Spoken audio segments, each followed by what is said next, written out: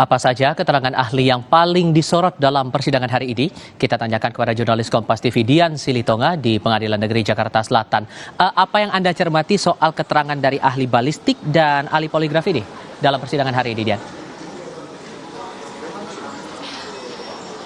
Ya, Tifal, tadi kedua ahli ini sudah diperiksa secara terbuka. Tadi mulai dari ahli balistik Arief Sumirat menjelaskan soal selongsong peluru yang diserahkan oleh penyidik Jakarta Selatan kepada ahli untuk diuji balistik. Hasilnya adalah dari 10 selongsong peluru ini 8 selongsong peluru diidentifikasikan berasal dari senjata api jenis Glock, kemudian 2 selongsong peluru dari senjata api jenis HS, kemudian juga tadi menjelaskan soal arah tembakan, ya, ada 5 ke arah dinding, 3 ke arah lantai depan gudang, dan 2 ke arah lemari. Kemudian juga menjelaskan soal posisi tembakan atau posisi senjata. Kemudian juga tadi majelis hakim menanyakan apakah ahli bisa menjelaskan terkait dengan jenis senjata api yang digunakan untuk menembak tubuh korban begitu. Tapi tadi ahli menyampaikan itu bukan kompetensinya, tetapi ahli menyampaikan untuk peluru yang bersarang di dada korban Yosua itu bisa diidentifikasi merupakan peluru dari senjata api jenis Glock. Nah, hal ini atau keterangan ahli ini tadi ditanggapi oleh terdakwa Richard Eliezer yang kemudian menyayangkan mengapa ahli tidak dapat menjelaskan jenis peluru yang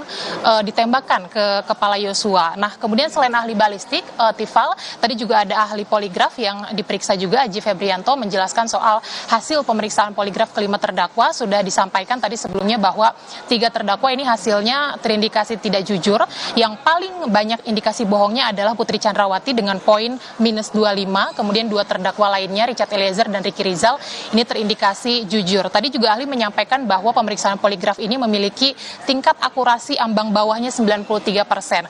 Nah, ahli poligraf ini juga tadi mendapat tanggapan dari terdakwa. Verdi Sambo menyayangkan atau menilai ahli poligraf ini tidak kompeten karena pertanyaan yang disampaikan hanya titipan penyidik saja. Putri Chandrawati juga menyampaikan bahwa saat pemeriksaan poligraf dia tidak nyaman karena harus menjelaskan dugaan pelecehan seksual kepada 2 orang laki-laki yang ia tidak kenal. Nah, selain 2 ahli yang tadi sudah didengarkan keterangannya, masih ada 4 ahli lagi yang tengah diperiksa nampaknya, Tifal, karena tadi baru saja sekitar pukul 3, 4 ahli ini diperiksa tetapi secara tertutup karena memang keterangan-keterangan ahli ini mulai dari 2 ahli DNA, kemudian ada ahli biologi forensik dan juga ahli digital forensik. Keterangannya bersifat rahasia karena berkaitan dengan keamanan umum. Jadi dikhawatirkan nanti kalau keterangannya disampaikan secara terbuka, ini bisa dimanfaatkan oleh pihak-pihak tidak bertanggung jawab untuk tindak kejahatan. Nah, kita tentu saja masih menunggu, memantau nanti jalannya persidangan hari ini akan seperti apa, fakta apa yang nanti akan terungkap. Tifal. Dian Silitonga melaporkan langsung dari Pengadilan Negeri Jakarta Selatan. Terima kasih.